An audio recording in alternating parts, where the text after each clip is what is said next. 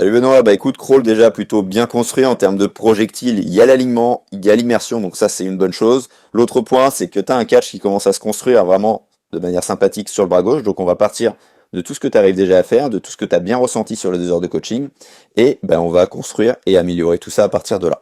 Donc le premier point, ça va être de chercher à remonter vraiment tes talons en surface. Je disais, tu es immergé, donc ça c'est vraiment un bon point, mais comme on l'a fait sur le stage, on va chercher à s'immerger encore plus, parce que le fait d'avoir fait ça, eh ben, le battement, il est remonté vers la surface de l'eau, donc forcément, ça veut dire quoi? Ça veut dire meilleure horizontalité, donc moins de frein, et tu te sentais, c'est toi qui me le disais, encore plus glissé, encore plus de sensations. Donc, bah, quand on associe franchement un principe physique avec de meilleures sensations, le plaisir, forcément, ça peut que fonctionner, et c'est comme ça qu'on progresse le plus rapidement. Donc l'idée, c'est de bien se réimmerger après chaque inspiration, donc de t'immerger encore plus pour que les pieds remontent à chaque fois. Donc là, tu es en 2 temps, ce sera peut-être plus simple pour commencer à le faire en 3, 4 ou 5 temps, mais l'idée après, c'est forcément d'y arriver exactement de la même manière sur du 2 temps que sur du 3, que sur du 4, sur du 5. Donc l'autre point pour gérer ses pieds un peu plus vers la surface de l'eau, ça va être de gérer ton expiration. J'y reviendrai sur le point numéro 3. Avant de ça, je voulais te parler de ton engagement d'épaule. Alors je trouvais que quand tu nageais grand, ben forcément ça s'engageait bien. Par contre, quand tu accélères, je trouve que tu peux vraiment chercher un peu plus d'engagement de manière à déboîter un peu plus l'épaule devant, à garder la même amplitude avec cette épaule qui vient vraiment en contact avec le visage, avec une partie de la tête, mais avec plutôt le menton, la bouche, le nez, tu vois, une partie qui est plutôt par ici, vers le fond de la piscine. Autre chose, j'imagine que tu l'as remarqué, toujours au niveau projectile, on est toujours dans le point 1, cherche vraiment à aller chercher du joug, je disais loin devant avec l'épaule, à déboîter, et aussi à bien tendre à chaque fois les bras pour faciliter cette rotation interne derrière et qu'il y ait moins de frein en ayant le bras tendu que si tu as, tu vois, la main plus haute. Tiens, je reviens un petit peu. Si tu as la main plus haute que le coude, forcément, mécaniquement, ça crée un petit peu de résistance supplémentaire à l'avancement. Donc au niveau des appuis, premier point, ça va être de chercher à avoir un meilleur catch. Donc la vidéo, c'est celle en début de séance, tout simplement. La vidéo du bas, c'est celle où on était focus en catch en mode, on va dire, robot, en catch vraiment le plus nickel possible. Donc on peut dire que tu as réussi le truc, parce que tu as le coude en avant la ligne des épaules, tel que tu peux l'avoir encore un tout petit peu plus, quelques centimètres, mais déjà si tu arrives à faire ça, tu vas déplacer forcément énormément d'eau. Donc ça c'est le premier point. Le deuxième point, donc tu arrives beaucoup mieux à gauche qu'à droite. Hop, on va passer directement à droite. Bon là t'inspires en plus, donc c'est là où c'est le plus difficile. Et tu vois, il y a vraiment ce cassage de main. Ça on en parlait. L'idée c'est vraiment d'avoir les doigts relax, ça va être un point aussi bien à droite qu'à gauche pour avoir plus d'appui, plus de sensation. Et ça va être aussi de garder ton alignement de la main avec ton avant-bras, d'accord, de pas casser le poignet.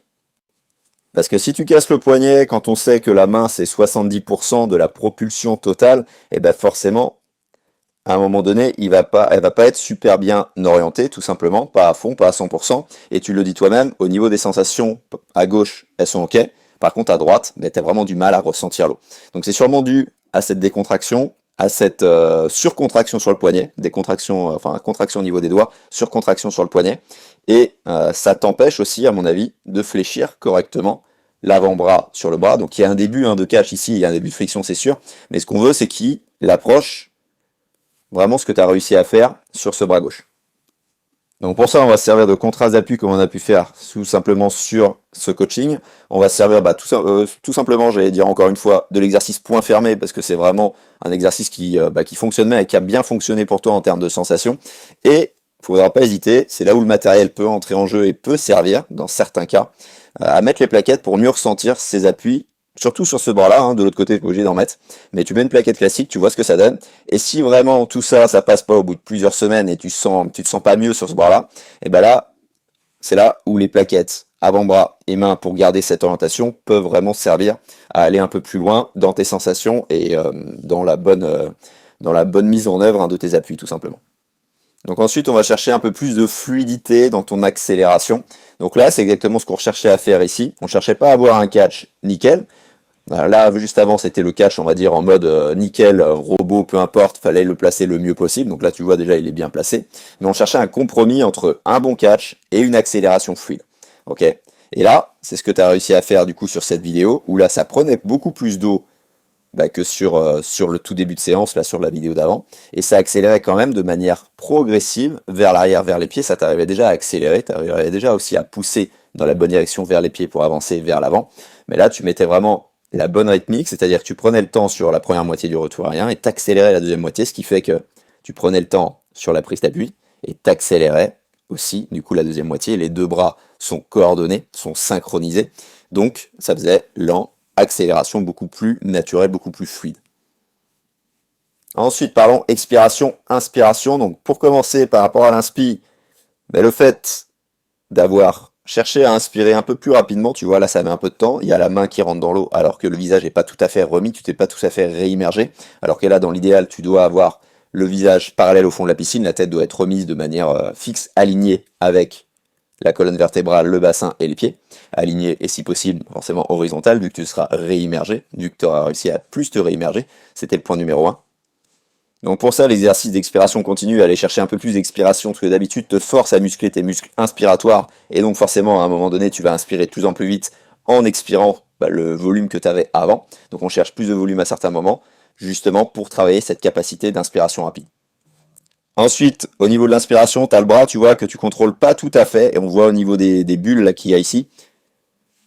Sur cette inspiration à gauche, tu as le bras droit qui tombe un peu, du coup on va chercher un peu plus de contrôle, de maîtrise, pour réussir un meilleur catch aussi. Donc ça, forcément, ça rejoint le point numéro 2. Donc il ne faudra pas bosser les deux en même temps. Mais si tu arrives à un meilleur catch sans le problème d'inspiration dans un premier temps, et que tu arrives ensuite à garder ce bras un peu plus projectile et à le contrôler tout simplement, comme tu arrives à le contrôler quand tu n'inspires pas, comme quand tu arrives à contrôler sur le bras gauche, et bien forcément derrière, ça va se remettre en termes de propulsion. Et derrière, tu pourras déplacer beaucoup plus d'eau et donc te réaccélérer, parce que l'inspiration est sur un temps mort moteur, donc il faut te réaccélérer derrière. Donc tu pourras te réaccélérer beaucoup mieux après ce mouvement-là. Et donc je te disais, je voulais te reparler d'expiration. L'idée, vu que tu es en deux temps, donc ça n'empêche pas de travailler sur du 3, 4, 5 temps, peu importe, mais si tu es en deux temps, ça va être de souffler en continu, parce que tu es mieux en expiration continue, mais de souffler vraiment légèrement et pas beaucoup de volume sur le premier mouvement, donc quand tu auras remis ta tête dans l'eau.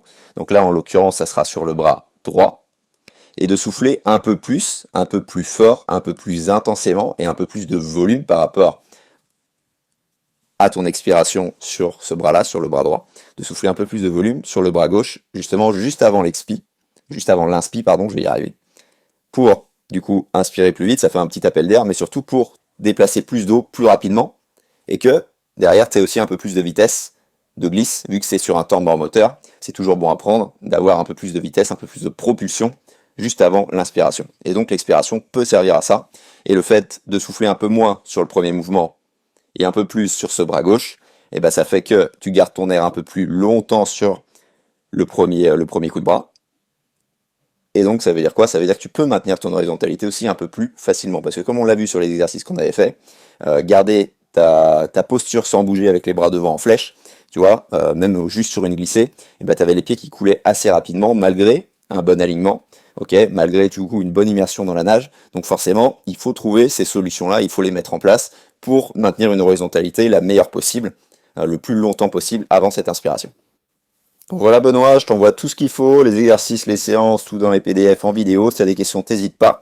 Et sur ce, tu gardes surtout ce que tu as bien ressenti. Et s'il y a des exercices qu'on n'a pas fait dans les PDF, et que tu ressens bien, tu les intègres aussi et tu les répètes un peu plus. Toujours partir de ce que tu ressens le mieux pour progresser au plaisir et le plus rapidement possible. Allez, sur ce, je te souhaite une bonne progression et je te dis à plus. Si toi aussi tu cherches un crawl vraiment plus en glisse avec un exercice que recommandent les milliers de triathlètes qui l'utilisent en ce moment, l'exercice de la paume magique, je te mets le lien en description, lien vers une semaine d'entraînement offerte avec 3 exercices en vidéo dont la paume magique. Je te laisse découvrir tout ça et je te dis à très vite.